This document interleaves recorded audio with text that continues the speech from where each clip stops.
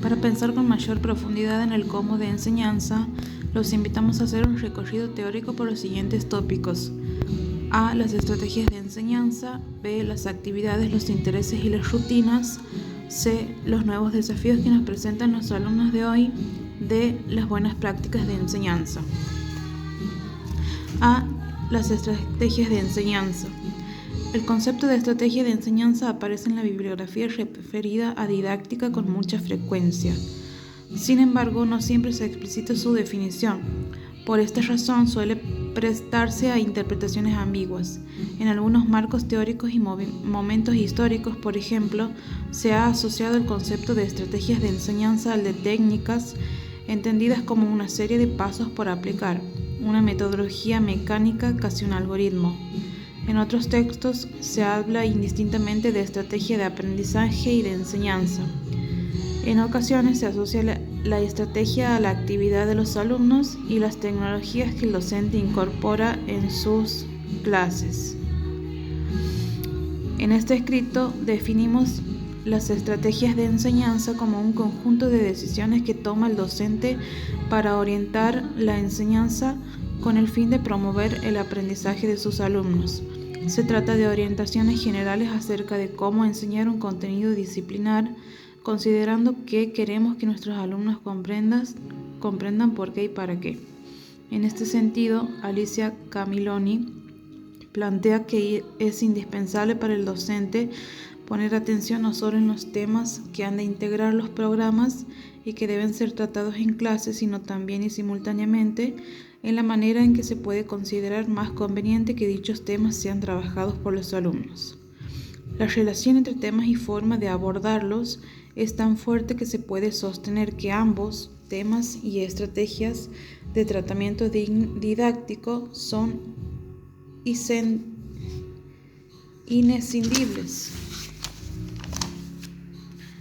A partir de esta consideración, podemos afirmar que las estrategias de enseñanza que un docente elige y utiliza inciden en los contenidos que transmite a los alumnos, el trabajo intelectual que estos realizan, los hábitos de trabajo, los valores que se ponen en juego en la situación de clase, el modo de comprensión de los contenidos sociales, históricos, científicos, artísticos, culturales, entre otros. Podemos agregar, además, que las estrategias tienen dos dimensiones: la dimensión reflexiva en la que el docente diseña su planificación. Esta dimensión involucra desde el proceso de pensamiento del docente, el análisis que hace del contenido disciplinar, la consideración de las variables situacionales en las que tiene que enseñarlo y el diseño de alternativas de acción hasta la toma de decisiones acerca de la propuesta de actividades que considera mejor en cada caso. Otra es la dimensión de la acción, involucra la puesta en marcha de las decisiones tomadas. Estas dos dimensiones se expresan a su vez en tres momentos. 1. El momento de la planificación, en el que se anticipa la acción. El momento de la acción propiamente dicha o momento interactivo. 3. El momento de evaluar la implementación del curso de acción elegido, en el que se reflexiona sobre los efectos y resultados obtenidos, se retroalimenta la alternativa probada y se piensan y sugieren otros modos posibles de enseñar. Como señala Philip Meireio,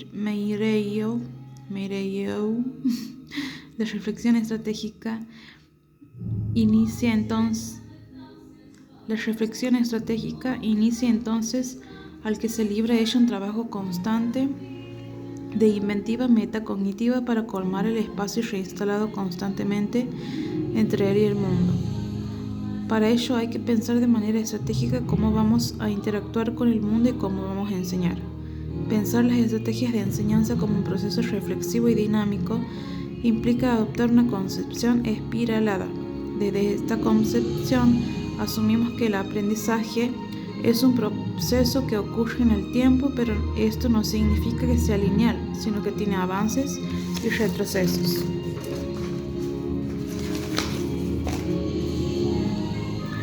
Es un proceso que ocurre en diferentes contextos. Es un proceso en el que el sujeto que aprende necesita volver sobre los mismos temas, conceptos, ideas y valores una y otra vez, y en cada giro de la espiral se modifican la comprensión, la profundidad y el sentido de lo aprendido. Es un proceso el que nunca puede considerárselo como terminado sin posibilidades de enriquecimientos futuros, sin la posibilidad de transformaciones posteriores. Para acompañar el proceso de aprendizaje es necesario desde la enseñanza crear un ciclo constante de reflexión, acción, revisión o de modificación acerca del uso de las estrategias de enseñanza. En este sentido, el docente aprende sobre la enseñanza cuando planifica, toma decisiones, cuando pone en práctica su diseño y reflexiona sobre sus prácticas para reconstruir así sus próximas intervenciones. Retomemos el concepto de estrategias de enseñanza que definimos al principio. Conjunto de decisiones que toma el docente para orientar la enseñanza en el fin de promover el aprendizaje de sus alumnos. Podemos agregar ahora que las estrategias de enseñanza que el docente proponga favorecerán algún tipo particular de comunicación e intercambio tanto intrapersonal como entre los alumnos y el profesor y entre cada alumno y el grupo. Una vez decidida la estrategia y antes de ponerla en acción, es necesario definir y diseñar el tipo, la cantidad y calidad y la secuencia de las actividades que ofreceremos a los alumnos. Analicemos entonces qué son las actividades y qué consideraciones debemos tener en cuenta en su creación y en su coordinación. B. Las actividades, los intereses, las rutinas, una cuestión de sentido. La idea de actividad dentro del campo de enseñanza no es nueva. Podemos reconocer entre los orígenes del concepto los planteos de John Dewey, que a principios del siglo XX insistía en la necesidad de favorecer la actividad de los alumnos y su participación protagónica para poder aprender. Según Jean Díaz Bordenave, las actividades son instrumentos para crear situaciones y abordar contenidos que permiten al alumno vivir experiencias necesarias para su propia transformación. Las actividades son entonces las tareas que los alumnos realizan para apropiarse de diferentes saberes. Son instrumentos con los que el docente cuenta y que pone a disposición en la clase para ayudar a estructurar las experiencias de aprendizaje. ¿Pero por qué es necesario estructurar estas experiencias? Porque de este modo los docentes creamos condiciones apropiadas para que los estudiantes construyan aprendizajes con sentido. Esto es algo que mi profesora hace hincapié.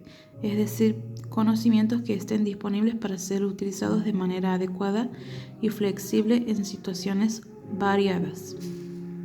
A partir de diferentes actividades, es posible construir escenarios diversos que promuevan en los estudiantes procesos interactivos entre los nuevos significados que el docente quiere enseñar y los ya conocidos, los que los alumnos tienen en sus mentes. Nos proponemos que los alumnos se apropien tanto de los conocimientos disciplinares como de las habilidades cognitivas asociadas a ellos y que sean capaces de transferirlos a diferentes situaciones. Al decidir qué tareas debe realizar el alumno con el fin de aprender, es necesario considerar los siguientes factores: los estilos de aprendizaje, los ritmos, los intereses, los tipos de inteligencia, entre otros. El tipo de demanda cognitiva que se pretende del alumno. El grado de libertad que tendrán los alumnos para tomar decisiones y proponer cambios y caminos alternativos. Por ejemplo, si pensamos en la enseñanza de los elementos químicos, podemos diferenciar la demanda cognitiva que significa clasificar los elementos, enunciar sus propiedades, escribir los símbolos, etc., como un nivel descriptivo y básico en términos de habilidades intelectuales, pero importante porque introduce en el campo de la alfabetización científica. Pero si queremos lograr comprensiones más profundas, podemos desafiar a los alumnos a que avancen más allá y proponer que inventen formas de representar el mundo microscópico de los materiales. Creo que una molécula de gas es como, lo que estimula el pensamiento divergente y posibilita trabajar sobre sus propias hipótesis y argumentaciones para construir conocimiento a partir de sus ideas previas. Otro tipo de demanda que muestra la comprensión del tema y la capacidad del alumno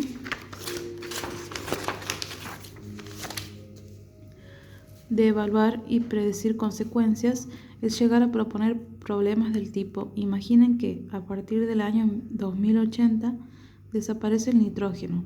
¿Cuáles serían las consecuencias para el medio ambiente y los efectos sobre la salud?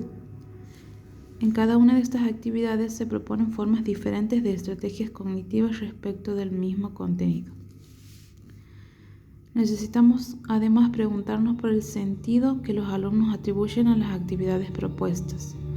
Para que ellos le otorguen sentido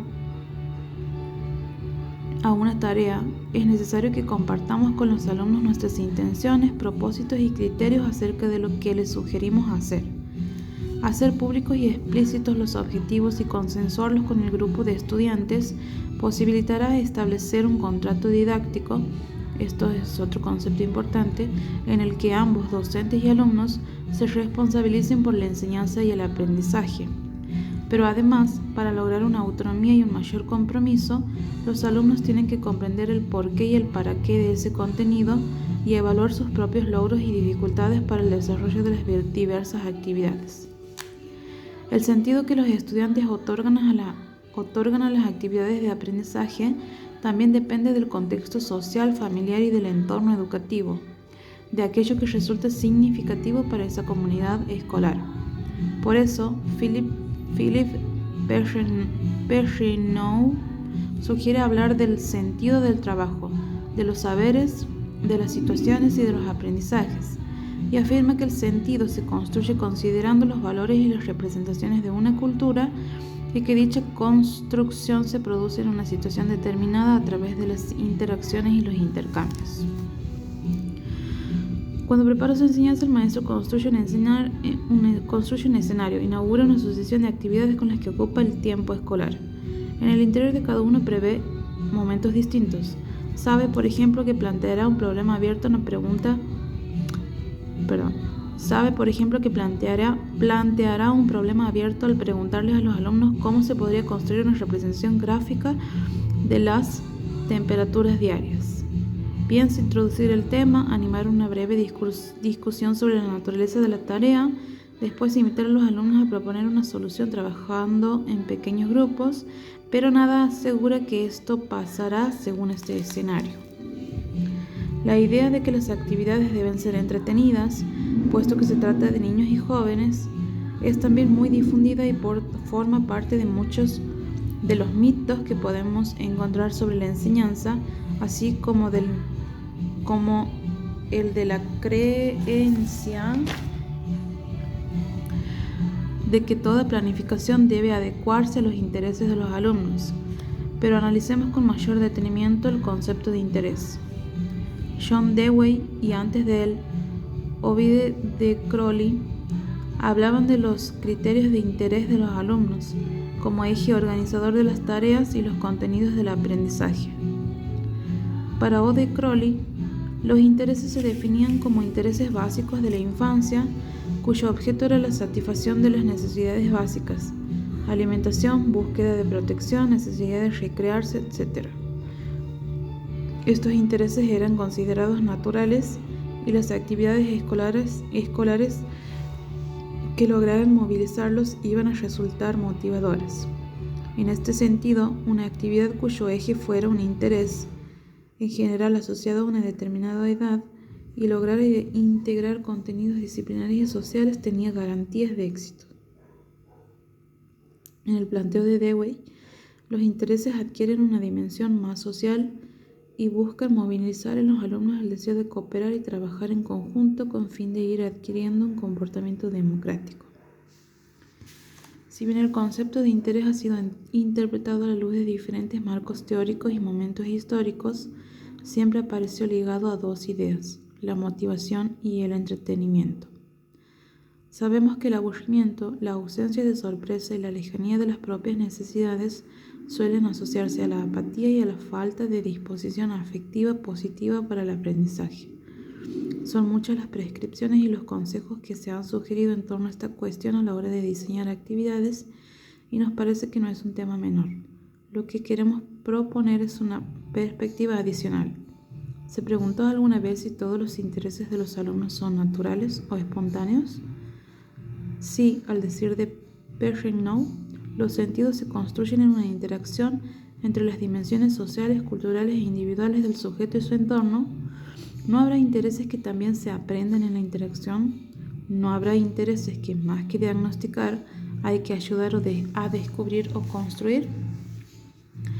Pensamos que muchos intereses, como los gustos y las preferencias, se van moldeando al calor de los éxitos y fracasos anteriores dentro de la escuela y fuera de ella. Por eso, la razón de ser de algunas actividades puede ser generar nuevos intereses. En el recorrido de nuestra reflexión, mencionamos la preocupación por la motivación, la disposición positiva hacia el aprendizaje y el problema del aburrimiento. El aburrimiento suele asociarse también a la noción de rutina, noción que nos parece importante mirar desde su doble perspectiva. Si bien es cierto que las rutinas son acciones repetidas que implican un cierto grado de mecanización y muchas veces atentan contra la creatividad de alumnos y docentes, en algunos casos son necesarias y educativas. Por ejemplo, una rutina es nociva para el aprendizaje cuando provoca conocimiento ritual vaciado de sentido, inerte. Pero si el objetivo de una rutina determinada es ayudar a construir ciertos hábitos de trabajo o aprender a abordar sistemáticamente y ordenadamente algún contenido, problema, etc., dicha rutina se convierte en un proceso estructurante de la experiencia. Al respecto, P.H. Myrieu considera que crear rutinas en relación con el trabajo preciso que implica constancia, respeto de horarios y espacios, articulación entre tiempos, espacios, actividades y participantes, equivale a realizar un ejercicio de socialización y democracia. El desafío está en pasar de una rutina impuesta por el docente progresivamente a las rutinas creadas por los alumnos para sí mismos.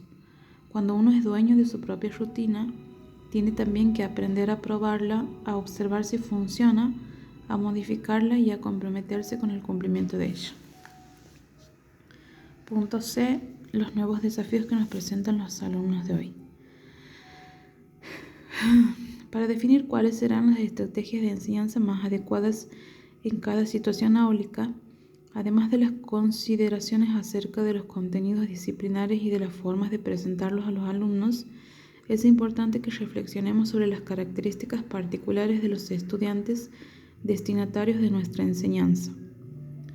Más allá de las peculiaridades de cada grupo particular, es necesario pensar en algunas variables que comparten los alumnos por pertenecer a las nuevas generaciones de sujetos escolares, es decir, a aquellos nacidos en la era tecnológica o en la sociedad de la información. A diferencia de los que correspondían a la era Gutenberg, la de la letra impresa, estos estudiantes se caracterizan por lo que se ha denominado una mente virtual. La escuela y los docentes no pueden desconocer las nuevas formas de leer e interpretar el mundo con las que los estudiantes actuales abordan los contenidos y las tareas escolares. Cares Monereo identifica y explica algunas características de este nuevo grupo. Manejan una variedad de recursos para obtener información, páginas web, discos rígidos, teléfonos celulares, comunidades virtuales, etc. Utilizan y decodifican diferentes tipos de lenguaje que además no se presentan secuencialmente, sino en forma simultánea, como animaciones, fotografías, gráficos, textos, hipertextos. Crean nuevas producciones a partir de partes de otros productos, copiar y pegar. Respecto del conocimiento, son relativistas por excelencia.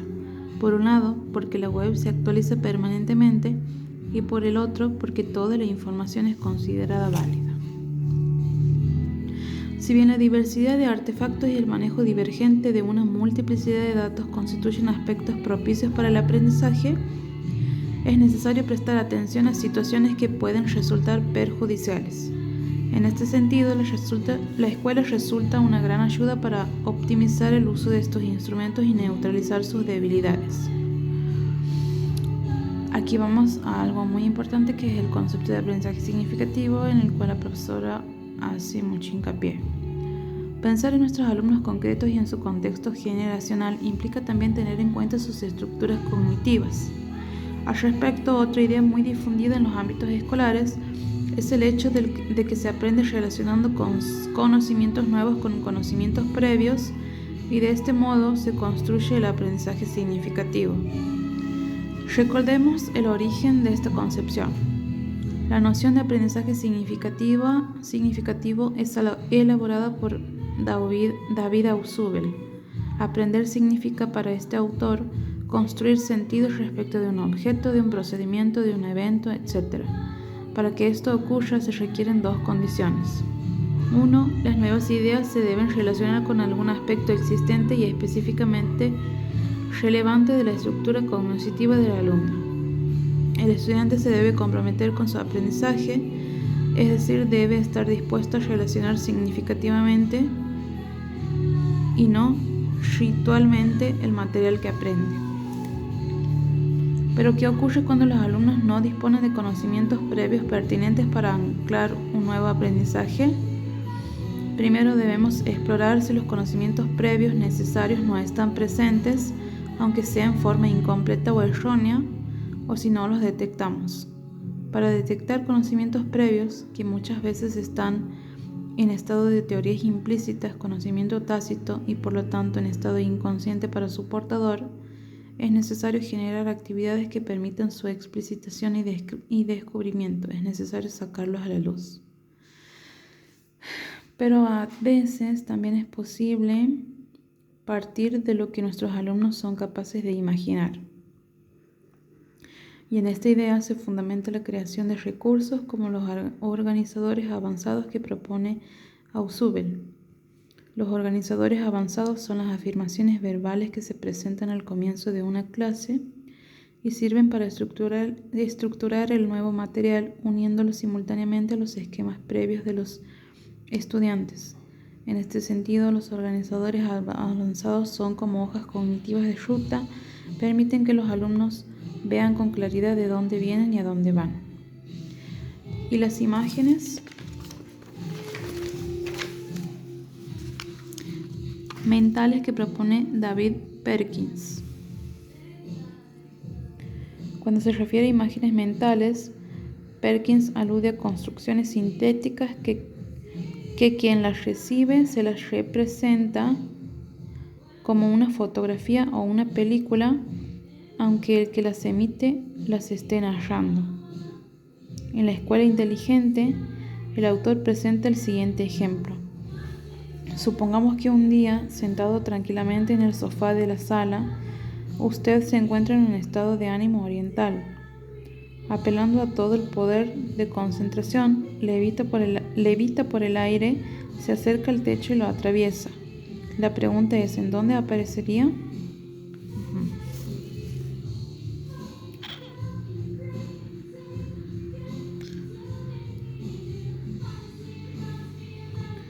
¿Dónde me he quedado?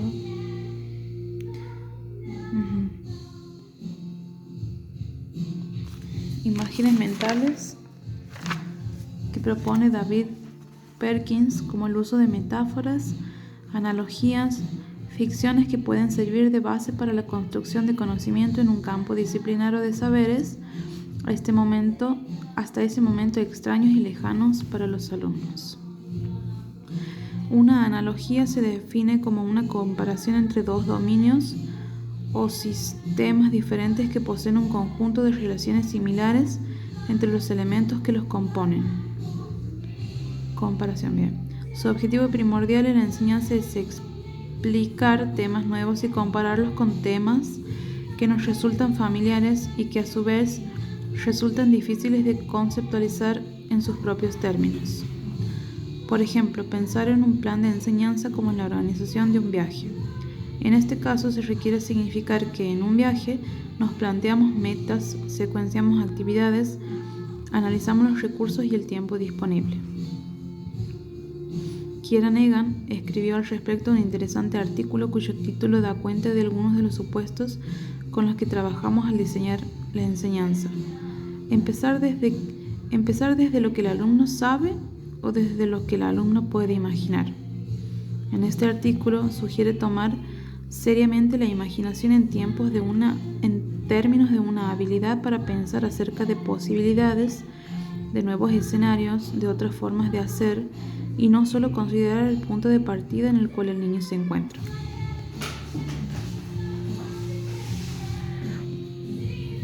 Las buenas prácticas de enseñanza. Hasta aquí hemos desarrollado los conceptos de estrategia de enseñanza y sus relaciones con las actividades de aprendizaje. Hemos considerado la incidencia de las nociones de interés y rutina para poder pensar nuevamente en la toma de decisiones y en el diseño de cursos de acción a la hora de definir el cómo de la enseñanza. Podemos agregar entonces que la forma en que dicho cómo es actuado en la vida escolar cotidiana por un docente determinado en un contexto particular configura una práctica de enseñanza. O sea, la forma en que dicho cómo es actuado en la vida escolar cotidiana por un docente determinado en un contexto particular configura una práctica de enseñanza. ¿Pero qué entendemos por buenas prácticas de enseñanza? Hemos señalado que la buena enseñanza es aquella con intencionalidades definidas y explícitas que promueve la interacción de los alumnos y los docentes y entre los propios alumnos y que transcurre en un espacio, tiempo y en un contexto socioeconómico determinado. Es aquella en la que un docente, apelando a ideas o a recursos nuevos o existentes, encuentra un sentido, un para qué de ese hacer, lo lleva a la práctica, recupera de modo reflexivo lo que ocurrió y puede pensar en mejorar futuras acciones. Momento 3, cierre. Las estrategias entre la teoría y la práctica.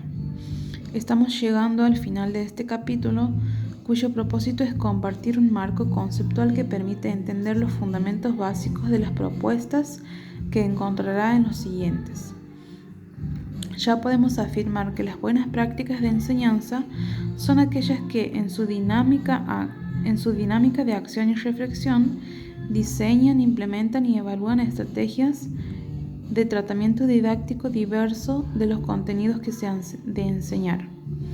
Podemos decir que las estrategias llegan a su nivel de concreción a través de las actividades que los docentes proponen a sus alumnos y que estos realizan. Nos parece que este momento es el apropiado para acercar algunos principios a tener en cuenta en el momento de planificar las estrategias de enseñanza con el fin de promover aprendizajes significativos. Punto. Acordar con los alumnos las metas de aprendizaje.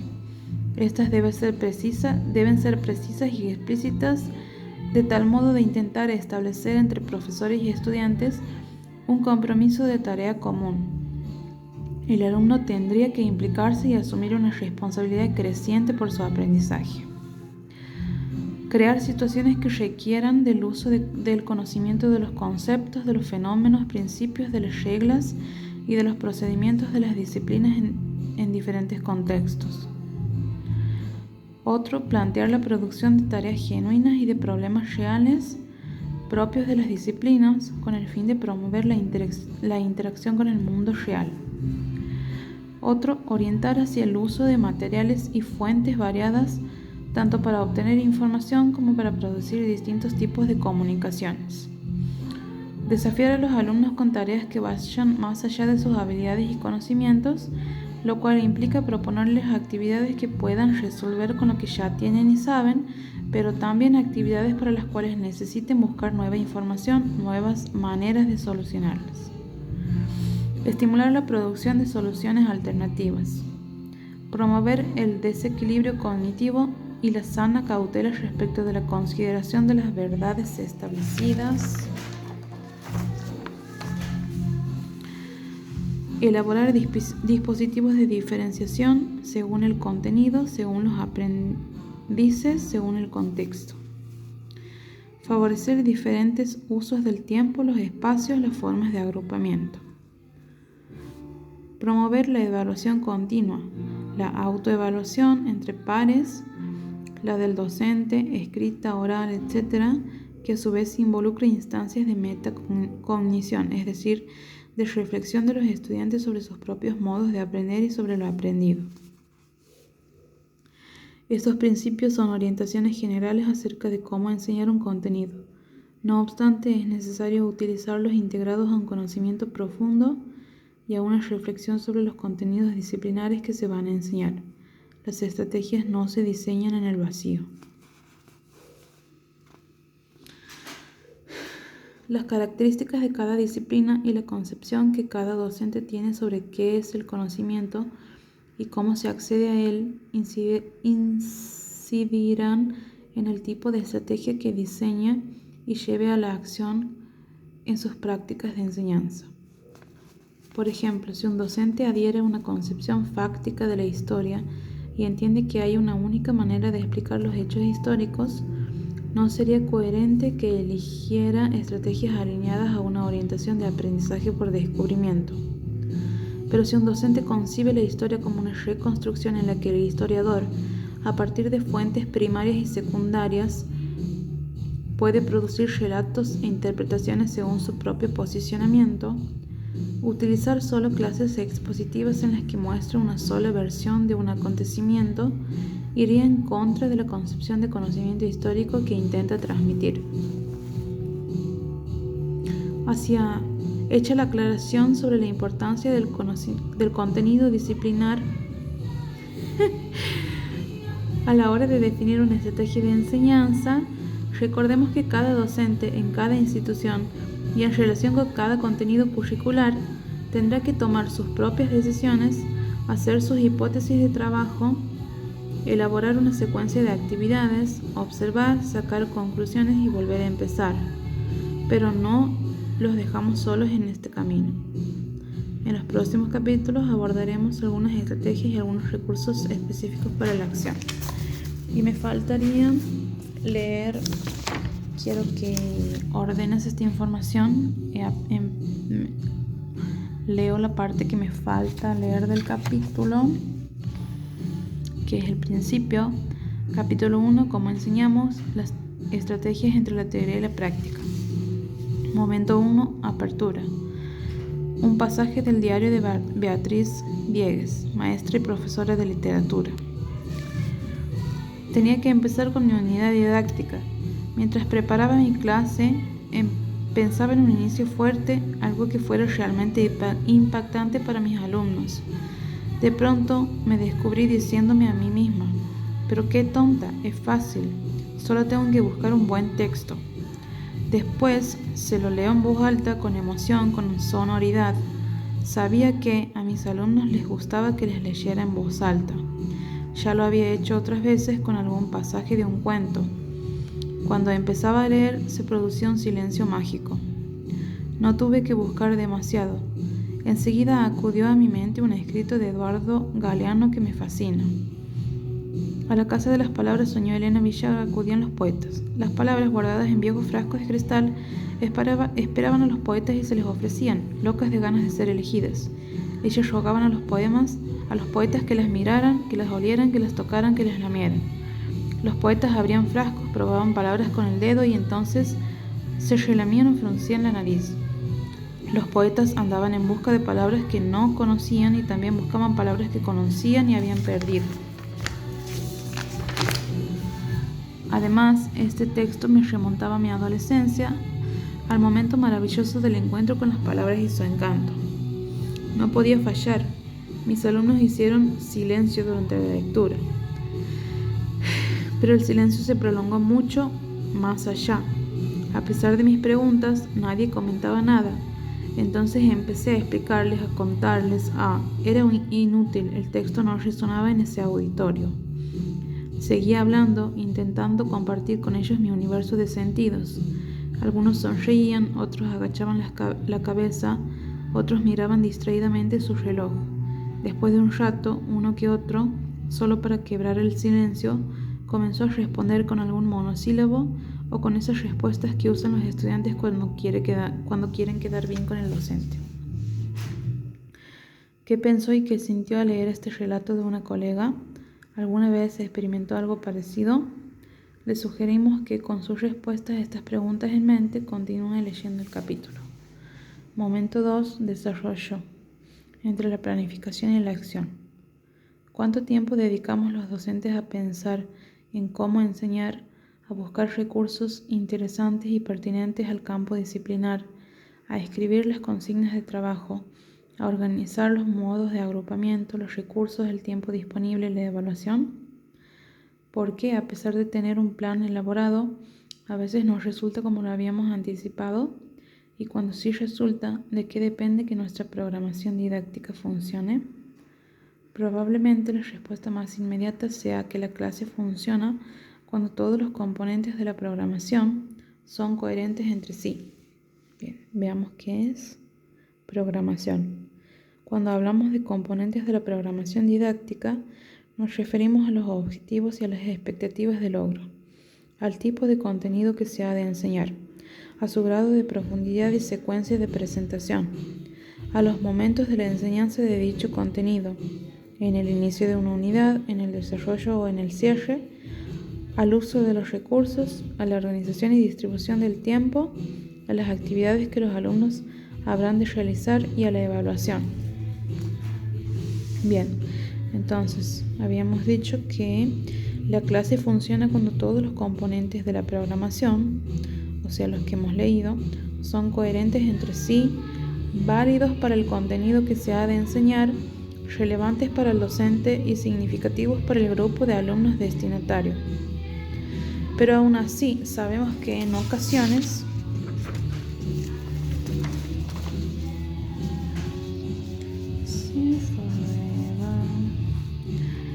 docentes con experiencia tienen la sensación de fracaso en algunas de sus clases, al mismo tiempo que algún docente principiante logra una clase satisfactoria sin poder explicarse por qué. O una docente experimenta una clase excelente y cuando la repite al año siguiente, en un grupo con características similares, los resultados no son los que esperaba.